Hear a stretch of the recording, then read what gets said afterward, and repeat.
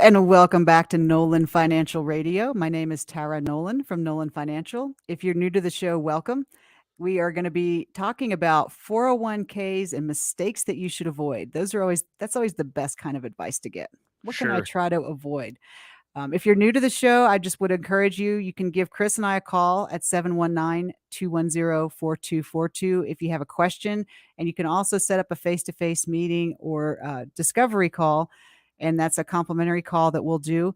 This show is all about education. And, there's tons of information out there. And the challenge is trying to figure out what information is relevant to you. And then especially at what time of your life, because the information that's good at 40 is going to be different when you're 65 or when you're 75. So it really matters is there's information that's good, but you have to apply it the right way. So this show is all about helping you ask better questions. And so while you're at my website, www.nolanfinancialpartners.com, you can actually go back. We post all of the shows, we record them so you can go back and pick out what is important for you today so that you can listen and figure out good questions to ask. And you can also listen on Apple Podcasts and Spotify. So a lot of great way to get the information, but the goal is that you're not going to be the knower of all things, but you're going to be the knower of really good questions to ask. Excellent. Yeah, and I believe now we're on Amazon Music and Google Podcasts as well. Oh, So, that's right. yeah. So you guys are just great. It's amazing when you have a great team. It's one of the things I talk about in the book is you can't get things done alone. And when you have a great team behind you, helping you put all the pieces together, everything works so much better. Yeah, it really does. And I can't wait to get into talking about 401k mistakes to avoid because I think the majority of people I know have 401ks, Tara. So I'm glad you picked this great topic. But first, really quick, the book you're talking about that includes some of this information and a lot more is Money Moves. You got to change where your money lives. You got to change how your financial growth. And it's a great book. Really, our listeners can get the book.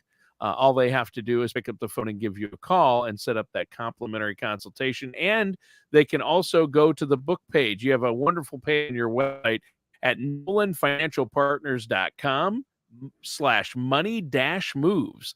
That's nolanfinancialpartners.com/money-moves. And of course, that's the name of the book. So I recommend people do that if they want to get a copy right away or give as a gift. It's also available on Amazon.com. And we're going to be giving away a few copies for those who call up to set up that phone consultation with you and Chris. And there's no cost or obligation for that, right? That's right, because it's all about getting the word out and sharing the information with as many people as possible. And, Right. Chris and I take good care of people and we get referrals because we take good care of people. So this book is just another way to get my goal with the book is that after you've read through the book and you've worked through some of the exercises that I have, you'll be prepared to sit down with the financial planner of your choice and ask really great questions. There you go. You'll know what questions and needs you have to deal with and that need to be addressed. I think that's super great. Now today, 401ks. I have a 401k. My wife has a 401k. Everybody I work with has a 401ks. Pretty much when what's harder to find is somebody that has a pension. I don't really know anyone anymore that has an actual pension, except for those who actually I do. My brother, those who work for the government, like my brother and his wife, my sister-in-law. Right. But other than that, everybody has a 401k or equivalent, right? 403bs, there's 457. All these employer-sponsored retirement accounts, right? Exactly. So yeah, the TSPs. So, and I talk about it in the book that kind of started back in the 70s when companies were trying to do golden parachutes for their executives. And they realized that they could shift all the risk went from the company to the employee because when they were doing pensions, that was guaranteed income amount. And when you have Yep. your 401k, it's in however you have it invested. For most people, that's the market. And all the risk is on you. So if the market does well, your 401k is going to grow. If the market has some down years, which we know it will, then your account is going to suffer. So there's not going to be a necessary guaranteed amount like you had all those years you were working. Yeah. And of course, a few weeks ago, I woke up to the headlines that Netflix stock dropped 29%, and so I was like, man, I hope I don't have Netflix stock in my 401k. It was the first thought. But people get worried about their 401ks, but I don't think people know a lot about how their 401ks work or much about them. So I think this is going to be a good show. And where do you want to start? What's the first thing we should do to avoid mistakes with our 401ks? Well, I think the biggest mistake that I want people, if they walk away with anything from the show, Tony, is to realize that the 401k is a great part of your retirement plan, but it is only one part. And can't tell you how many people I sit down with and we start talking about retirement and they say, well, I'm good. I have a 401k. And in Yeah. their head, they have mentally assigned 401k into this bucket, this magical bucket that's my retirement. And Yeah. they don't know. They just kind of assume that when they retire, then all of a sudden this 401k is going to work like a pension. And for most people, it's not enough money. They really don't understand what their number is. And in the book, that's one of the first things I walk people through is understanding what your number is. And it's a lot bigger than you think it is. Yeah. Yeah, that's true. And so that's something you have to deal with when you meet with people. That's something you help them deal with, I should say, is really figuring out where they're at. So really that's the first step. So Tara, how does somebody get a good picture of how much income they're going to need in retirement? Well, the best place to start, I feel like right now is to start with what you're living on right now. There used to be kind of the idea was that when you retired, you were going to need less money because you were going to be retired, and so your house was going to be paid off. But the thing is you're losing deductions because your house is probably paid off. You probably have cars that are mostly paid off. Your kids are out of the house, so you just don't have all the same deductions that you had while you were working. And then what people forget is we're healthier now. So when you Mhm. retire, you do more stuff. Yes. It used to be people retired and then they died a few years later, but people now they retire and they live another 20 or 30 years. So this notion that you're going to need less money in retirement, I would say that's a bad planning factor. Yeah. And nobody wants I always say when this comes up in the shows, nobody wants to take a pay cut in retirement, right? Mm-mm. No, Yeah, I don't no. wanna take a pay cut. My wife and I don't wanna take a pay cut. So, we have to have a plan in place that's going to address this, obviously. And so, obviously, saving more is a big part of it. Working with a financial professional, that's shown, studies show, that's one way you can increase how much money you have in retirement is by starting as soon as possible to save more and to work with a trusted financial services professional.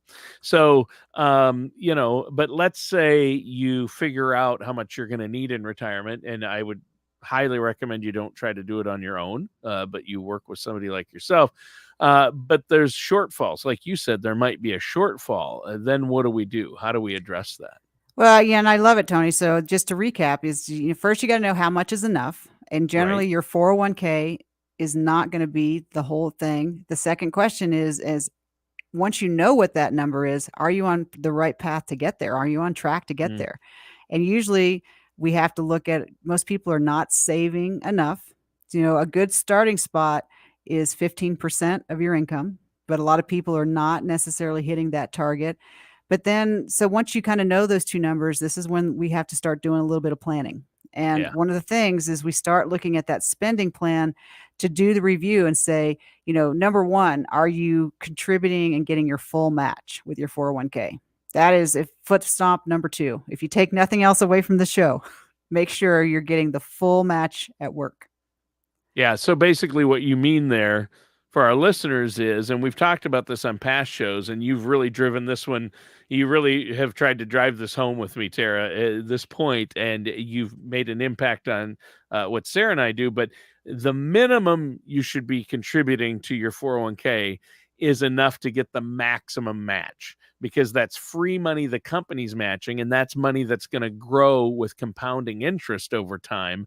So you're really giving up a lot. It not even as much as it looks like on the face. It's going to end up being much more and exponentially more. So you need to find out how much do I need to put into my 401k to get the maximum company match. That's what you're saying, right? That's exactly what I'm saying, Tony.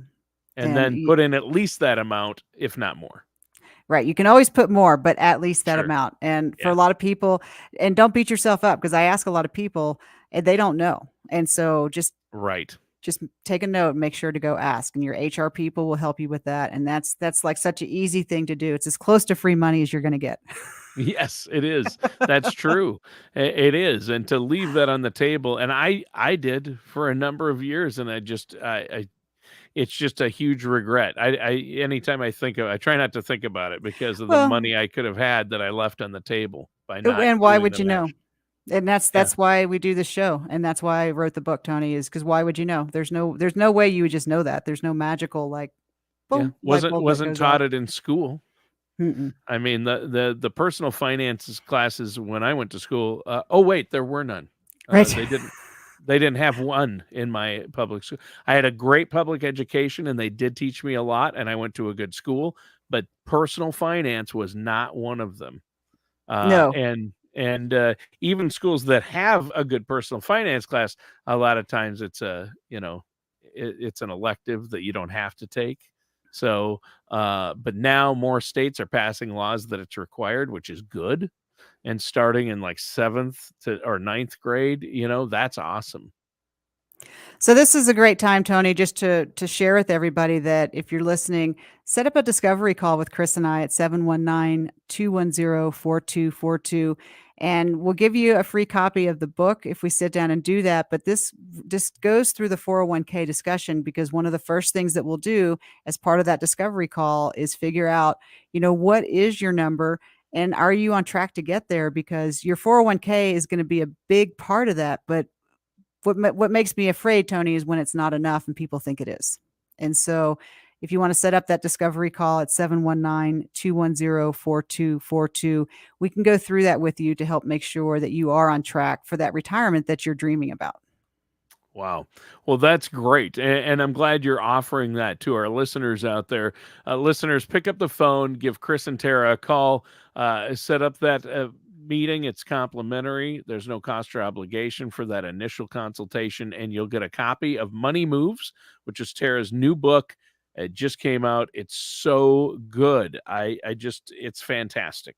I read an early version, and then I've been going back through it since I got my actual copy, which I'm so excited about.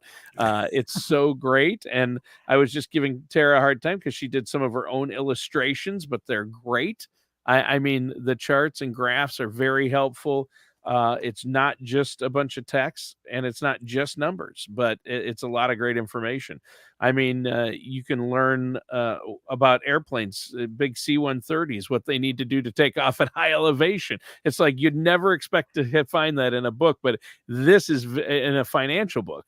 But this is very interesting.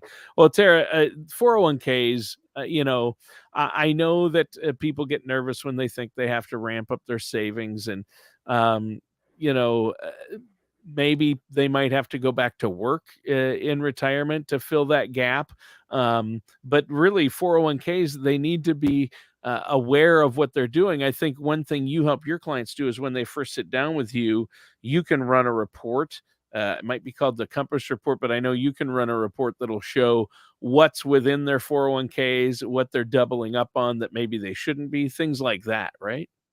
Yeah, we want to take a look at it because, you just want to make sure that all of your money is working for you. You work hard for Mhm. your money. Your money should Yeah, also have a job, and you want to make sure that you're looking at it. And so, like, one of the next things we want to talk about with 401ks is they're great while you're working, but a lot of people hang on to them after they've retired oh, because they don't know what else to do with them. So I get that. And we talk about fees, and I talk about fees in the book. I think a fee is okay if you're getting value for it. sure. What we want to avoid is paying a fee and you're not getting any value. So in 401ks, there's typically three different categories of fees as defined by the Department of Labor. And the first one is planned administration fees, right? Because someone's going to be taking care of all the people in the company. Sure. Then there's going to be the investment fees, and then the individual service fees. So that's great when you're working. But the thing is once you've retired, the company is no longer making contributions, and you're still going to be paying a planned administration fee. and you don't have to pay that anymore. So I'm not saying that the fee was bad while you're working. It was a necessary part of that 401k plan. But then once you retire, that's when you want to roll over your 401k to somewhere where you have full control. And then you're just not paying a fee that you're not getting value for anymore.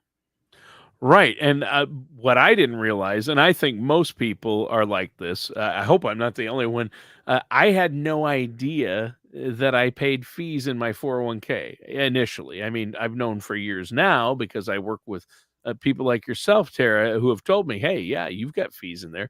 But, most people don't think they pay any fees. It's buried in the fine print in some prospectus or something they got. They didn't say, "Okay, you can put this much money in your 401k. These are the fees you're charged," and it's all spelled out in one nice handy little sheet in clear writing and short, bullet points. Nope, that you don't get that.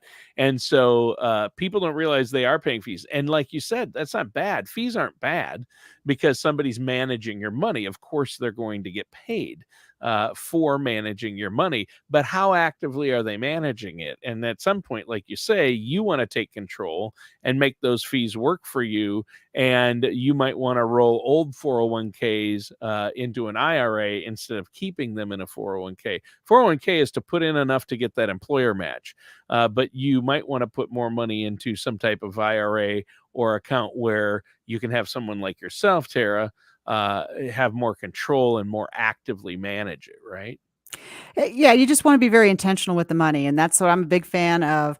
You're making choices because you were aware. What I don't Yeah. like to see is people thinking that not realizing what they're doing. And of course, I mean, you're going to be paying fees, so and they make it very hard. It's very legalese to read through those things. You're going to be paying fees, and it's fine when you're getting a service for it. So that's one of the Yeah. things you want to check for. The Sure. next thing you want to look at with your 401k is to be careful about how much of your company's stock is in the portfolio. And it's just this is just kind of spreading out risk. I can tell you, Tony, I had several clients that were part of MCI WorldCom, and they had 100% of their 401k was in the company stock. So they Mm. went overnight from having several $1 million in retirement to nothing Ouch. because the company went out of business, Can and you what do you imagine? Yeah. well, I can because I Yeah. had to help those people. Yeah. But, Same with Kodak, for people that, work for companies like Kodak. I mean, one of the largest companies in the world at one point, and and went it's from, up here to nothing, right. right? And that's just none of us has that crystal ball, and if you're working for a good company, I'm not saying don't have company stock, but I Sure. just I always get a little leery of having all of your eggs in one basket. There you go. I knew the egg analogy was coming. You knew the egg was gonna be there. Well, yep, for sure. I mean, yeah, you don't wanna have and so many people make that mistake, I mean, and even if the company's solid, like, even if it's something like Apple or 3M or IBM, look at IBM stock. I mean, it isn't what it used to be, and even if it's Microsoft, they have ups and downs. Even if it's something huge like Netflix, they had a big, downswing. So, uh you don't want all your eggs in one basket. You want to have a diversified portfolio. And of course, that sounds cliche. Everybody says that, but not just within the stock market either, in lots of things. But in your 401k, you're somewhat limited to, how much control you have over that. But I think it's worth showing it to a financial services professional like yourself, right? Well, To you definitely wanna look at it because and then, of course, Tony, I set up 401ks for my small business owners, and then we have more flexibility with what we do. It's all Sure. about being intentional, and the 401k is like one of the biggest vehicles that you're using to get to retirement, so we just wanna make sure that it's doing the job that you think it's doing. Yeah. Yeah. And that's the big key, is to Yeah. make sure that it's doing that job that you think you're doing. And in looking at risk, because I have a lot of people that are very conservative and they don't, they would stuff their money under their mattress if they could. Right. And Coffee can in the cupboard full of money. Yeah. and then we look at their 401k and I said, "Well, what are you doing with your 401k?" Like they have no idea. And Yeah. and Yeah. usually they're Most fully people don't. exposed to the market. Yes. So so again, I'm not saying there's not any one thing that's good or bad, but it aligned to what you want for your life? Yeah. And so we want to look at those kind of things. And generally when you're working, you can have more risk because you're still working, and the ups and downs of the market, they're not going to be as big a deal because you're not spending that money. That Right. becomes more of a conversation once you're retired, and then that becomes the nest egg that you're living on. So, Yeah. all of these things go with the 401k. So it's the 401k, like it or not, for most people, it's the number one vehicle for planning for retirement. And It is. It is, and it's not necessarily the best, but to get those matching funds, it is important. And as a forced savings vehicle, sometimes that's the only way people can save for retirement. Otherwise, they wouldn't. If it doesn't get automatically put into a 401k, they would just spend it, right? Or and wouldn't have it when they need it for retirement. So there are pros and cons to 401ks, obviously, but we can talk about that in a minute. Why don't you jump in here and let people know once again how they can get a copy of your new book, Money Moves, or set up that complimentary consultation with you and Chris? Well, there's 2 ways, Tony. So obviously you can just go out to Amazon or Barnes& and Nobles and get a copy of the book. Yeah. But I am offering for the folks that set up a discovery call and sit down with Chris and I to go over that initial meeting, we will provide a copy of the book because I think it's that important for the planning process. And, and actually, Tony, I prefer that anyone that's going to work with me read the book, because part of the interview process with a new financial planner is to see if you're going to be a good fit. And it's a great way for someone to see how Chris and I think and how we're going to do our care and feeding. And so I would love every client that I have to read the book. Yes. Well, I want everybody I know to read this book because they're going to be a lot better off, especially my children. I mean, for my wife and I, it's important, but for my kids, my kids are kind of in that phase. My daughter's in her first year of college. My son just got married and is going to grad school. And so they're really going to need this. It's great information, especially at that age, but it's good for any age. Even if you're already in retirement, there's a lot of great tips here. But I want to get back to 401ks here. And one of my big things about 401ks that I didn't understand until we started doing these shows together, Tara, and that is, like you said earlier, you hit the nail on the head. Most people, their retirement is their 401k. So they're like, okay, for retirement, I've got a 401k, and they don't really haven't thought beyond that. But the problem is it's all on them. It's not like a pension where they get the 401k once you retire will start paying you out, or there's any guaranteed amount that it will pay you and that it'll last as long as you do. So how do you take a 401k and turn it into, you've got a lump sum, and most people don't know that reverse. They know that they can take their income and use it to save it for retirement, but they've got to use it for savings. But now in retirement, it's going to be reversed. They've got to take that savings and turn it into income. And I think that's the biggest part of your job, and why you have a job, Tara, is that's what you help people do, right? I mean, how do we take a 401k and turn it into income in retirement? And that's a great question, Tony. And it gets complicated because there's more than one way to do it. Right. And it depends, right, on the person's It personal depends situation. the situation and how much risk, and the 401k is not guaranteed, but we can set things up in retirement that are guaranteed. And Sure. usually we can create a balance so that you have some money that's in the market and still growing and working for you. And then sometimes people want to do a little real estate. So it can get very complex because people are complex and their needs are Right. complex. Right. And you're absolutely right. And going back to the egg analogy, it's that golden egg that you see on magazines and things. You work so hard creating that golden egg, and in your retirement, you're cracking that thing. Yeah. And that's scary. Yeah, and how do you make it last? How do you spread it out? But you have some tips and strategies that our listeners can use. And obviously, you don't want to give specific advice because it depends on their situation. But one of the first things you look at as far as their 401k and how it's going to create income that'll last is, how much of that money once they retire is going to be at risk versus safety, right? It really, the answer is asset allocation, isn't it? Asset allocation, Tony, but then I look at the larger picture, and in the book, I look holistically. So the 401k is really just for most people, it's the money that they have in the market. So it's the money that's been earning that rate of return and doing that job. And then in retirement, it's going to be the bulk of that nest egg. But holistically, the thing that can turn your world upside down is if you don't have the right protection in place. If you have, an unexpected medical event or you have an unexpected death. And so you want to make sure that you have the right insurances in place coupled with that 401k because you want to protect it. Because if you don't have any kind of insurances in place, then really what you're doing is what we call self-insuring. And so then that 401k has the job of not only just being that income that you're going to live on in retirement, but it's also the insurance for any big things that happen that go wrong. So you don't want what I hear you saying is you don't want your 401k that's all in the market to be your emergency fund, your nest egg, your monthly expenses, and your legacy. You have to have other vehicles and plans to help cover some of those things.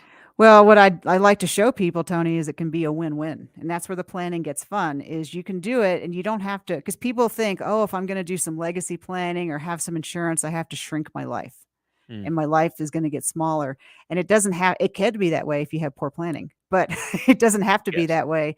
And so what we want to look at is to make sure, because a lot of times people will go, well, I've got my 401k and it's enough money to cover, the lifestyle I want to have. But one of the things people fail to plan for is the emergencies, the unexpected Mhm. things. It's Sure. the same thing, Tony. I do it with real estate and I explain to people, you make your money on a house when you buy the house because that's when you plan for, having vacancies with your rent, those unexpected maintenance issues, all those different things that pop up that have to be planned for. Yep. And Exactly. planning is easy when the market's doing well. You don't need a planner. Nope. You need a Nope. planner for when those crazy things come at you and you go, who saw 8% inflation this year? We wouldn't have predicted that 3 years ago. Yeah, nobody would have predicted 8.5% inflation or certain stocks dropping 20, 30%. It's just a lot of things can happen. But we're out of time for today's show once again. And I want you to have time to let our listeners know before we go how they can get a hold of the book and set up that complimentary consultation with you and Chris.